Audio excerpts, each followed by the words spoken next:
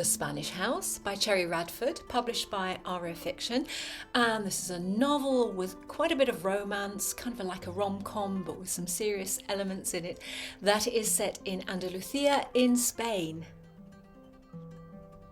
This is the story of Juliana. Now, Juliana has been growing up in England, and she has an English dad and she has a Spanish mother, and she's never really got to grips with the Spanish side of her character or her legacy. So one day, Uncle Arturo writes her a letter and says, if you can fulfill all these points over a 90-day period, come to Spain, then I will gift you this small house in San Rafael in Andalucía. And she has some very interesting projects to fulfill. She has to paint the house, she has to get cactuses for the terrace, she also has to get on with her neighbours, which is a very curious thing to ask of someone.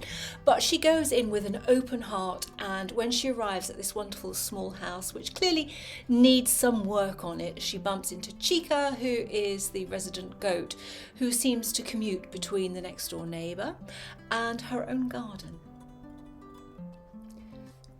She soon gets to know her rather taciturn neighbour, who's young Josemi, who is an artist and kind of quite difficult to get to know, but we'll put him to one side. She also has to go to the film studios where her mother worked, and there she has to find out more about her Spanish side. And indeed, there is quite a large secret which, can really rock the whole picture of who she senses she is. So it's a nicely constructed story that will have you travelling to Spain, to this beautiful part of Spain.